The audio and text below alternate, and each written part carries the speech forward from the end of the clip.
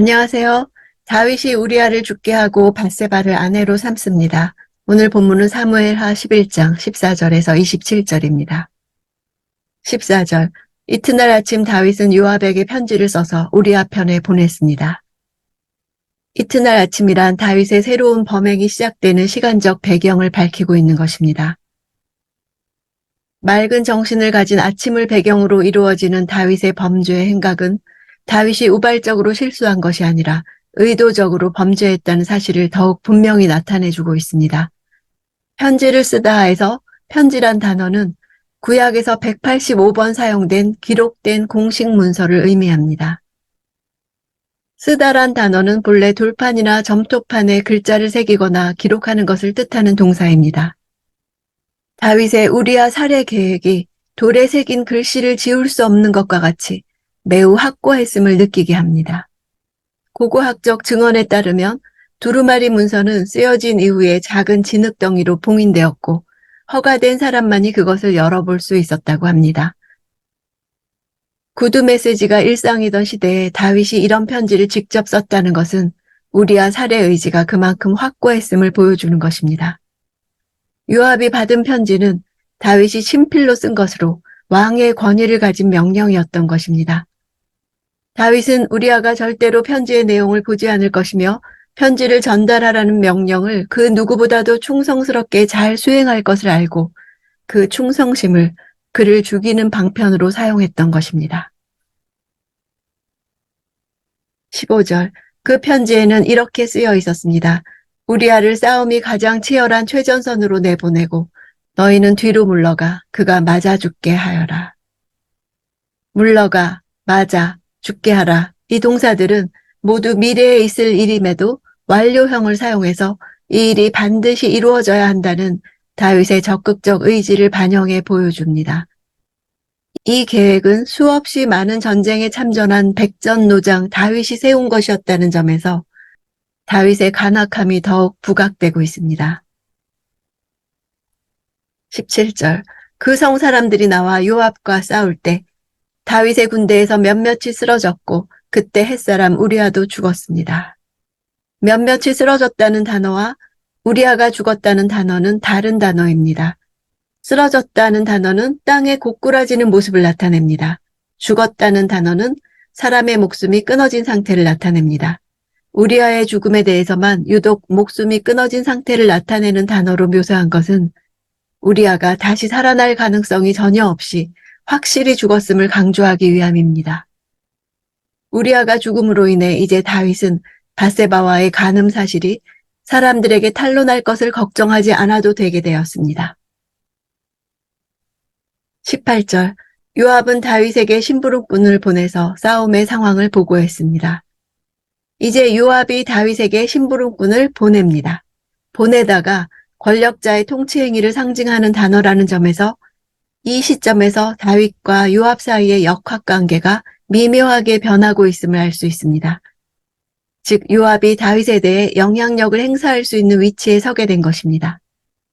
요압은 다윗의 명령을 수행하는 중 생긴 아군의 피해에 대한 책임을 확실히 면하려고 했습니다. 20절. 왕께서 불같이 화를 내시며 왜 그렇게 성 가까이 가서 싸웠느냐? 성벽에서 화살을 쏘아야 될 것을 몰랐느냐? 요압의 긴 메시지 안에서 역학관계의 변화가 분명히 드러납니다. 요압은 두 개의 메시지를 시간차를 두고 전하라고 지시합니다. 먼저 전쟁에 관한 모든 일을 보고하고 다윗이 그 소식을 듣고 분노했을 때 우리아의 죽음을 알리라고 합니다. 오랜 동안 다윗의 군장으로 있었던 요압은 다윗의 성격에 대해 잘 알고 있었을 뿐 아니라 보고 내용에 따른 다윗의 반응까지 예상하여 대비책을 일러주는 치밀한 성격의 소유자였음을 알 수 있습니다. 요압이 왕이 분노할 것을 안 이유는 우리아를 죽이기 위해 무모한 작전을 펼치다가 예상 외의 인명 손실을 보았기 때문입니다. 그 작전이 우리아를 살해하려는 의도가 아니었다면 결코 수행되지 않았을 전술이었던 것입니다. 이는 우리아의 전사가 결코 우연에 의한 것이 아니라 다윗의 사주를 받은 요압이 아군의 막대한 피해까지 감수하면서까지 감행한 의도적인 살인임을 반증하는 것입니다. 21절 여룻베셋의 아들 아비멜렉을 죽인 사람이 누구냐? 한 여자가 성벽에서 맷돌 윗짝을 던져서 그가 데베스에서 죽은 것이 아니냐? 왜 그렇게 성 가까이로 갔느냐? 하고 내게 물으시면 왕의 종 햇사람 우리아도 죽었습니다. 라고 대답하여라. 우리아가 죽은 전투는 성벽 위에서 아래를 향해 치명적인 공격을 가했던 것입니다. 기드온의 아들 아비멜렉이 죽은 전투를 비유해서 말하고 있습니다. 아비멜렉은 왕 같은 절대 권력을 휘두른 기드온의 아들입니다. 심지어 자신을 왕으로 선포했습니다. 그런 절대 권력의 아비멜렉을 죽인 것이 다름 아닌 여자라는 사실입니다. 그것도 가벼운 윗맷돌을 던질 수밖에 없는 힘없는 여자에게 죽임을 당했습니다. 권력자가 여자에 의해 얼마나 허무하게 무너질 수 있는지를 보여주는 예화입니다. 여룻베셋은 사사 기드온입니다. 요압이 여룻바알이라는 기드온의 이름을 여룻베셋으로 바꾸어 말하는 이유가 있습니다. 여룻바알은 바알과 쟁론하는 자라는 뜻이고 여룻베셋은 수치스럽게 논쟁하는 자라는 뜻입니다. 요압은 아군의 인명 손실로 인해 다윗이 자신의 잘못을 추궁한다면 우리아의 살해 명령을 내린 다윗이 수치스러워진다는 사실을 은연중에 드러내기 위해 의도적으로 기드온을 이 이름으로 표현하고 있습니다. 25절 그러자 다윗이 심부름꾼에게 말했습니다. 요압에게 이 일로 괴로워할 것 없다. 칼이라는 것은 이 사람도 죽이고 저 사람도 죽이는 법이다. 그 성을 더욱 맹렬히 공격해 함락시켜라. 라고 말해 요압을 격려하도록 하여라. 죽이다라는 단어는 원문으로는 먹다입니다. 본래 음식을 개걸스럽게 먹는 모습을 나타내는 단어입니다. 고대 히브리 사람들은 날카로운 칼날이 사람의 목을 베어버리는 장면을 칼이 사람을 먹어치우는 것으로 묘사했던 것입니다. 다윗은 전쟁의 상황에서는 누구나 죽을 수 있다고 말함으로써 우리아 전사 사건의 본질을 우연에 의한 것으로 호도하고 있습니다. 즉 다윗은 계획적으로 살해된 우리아의 죽음을 전쟁을 빙자한 우연한 죽음으로 치부함으로써 요압에게 면죄부를 주고 있을 뿐 아니라 자신이 살인을 교사한 죄마저 덮어버리고 있는 것입니다. 우리아 죽음의 책임을 전쟁터에서 휘둘러진 칼에 돌리고 있습니다. 무고한 사람을 희생시킨 태풍이나 쓰나미를 법정에 세울 수 없는 것처럼 우리아를 죽인 칼도 법정에 세울 수 없습니다. 그 과정에서 자신은 완전히 면책됩니다. 그러나 이 말은 다윗에게로 돌아와 다윗도 다른 사람이 휘두른 칼에 당할 날이 옵니다. 26절 우리아의 아내는 남편이 죽었다는 소식을 듣고 슬피 울었습니다. 슬피 울었다는 단어는 본래 애곡의 표시로 가슴을 치다란 뜻입니다. 성경에 나오는 애곡을 표현하는 단어들 가운데 가장 강도가 높은 단어입니다. 밧세바는 남편에 대한 죄책감과 더불어 남편의 죽음에 대한 고통을 부둥켜 안고 가슴을 치며 울었을 것입니다.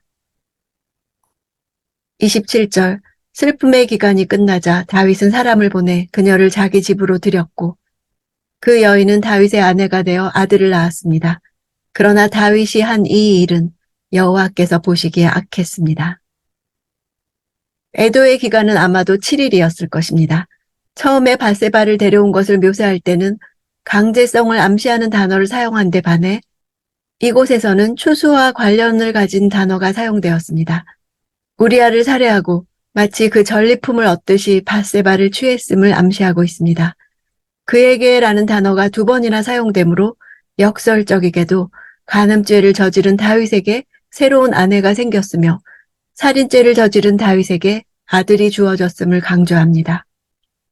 이로써 다윗의 간음죄와 살인죄는 완전히 덮인 것처럼 보입니다. 그러나 그것이 마지막 결론이 아닙니다. 여호와께서 모든 행위를 처음부터 끝까지 하나도 빠짐없이 지켜보고 계셨기 때문입니다. 하나님의 최종적 평가가 여호와 보시기에 악했습니다입니다. 다윗은 일찍이 사울에게 쫓길 때 이런 고백을 했습니다. 나는 주의 힘을 노래하며 아침에 주의 인자하심을 높이 부르오리니 주는 나의 산성이시며 나의 환난 날의 피난처이심이니이다. 우리아를 싸움이 가장 치열한 최전선으로 내보내 맞아 죽게 하라는 편지를 쓴 사람이 동일한 사람입니다. 아침에 하나님을 찬양하는 대신 살인을 계획하고 있는 다윗의 모습 속에서 과거 그를 집요하게 죽이려 했던 사울 왕의 모습이 보입니다. 하나님께서 구하시는 제사는 상한 심령이라. 하나님이여 상하고 통회하는 마음을 주께서 멸시하지 아니하시리이다. 후에 다윗이 쓴 시편을 볼 때 다윗보다 먼저 하나님께서 그에게 상한 심령을 가지셨다는 것을 알게 됩니다. 회개는 나의 생각이 하나님의 말씀으로 바뀌는 것입니다. 다윗의 죄가 적나라하게 노출되는 말씀을 보며 내 안의 죄 또한 그렇게 드러나 상하고 통회하는 마음을 주께 드리기 원합니다.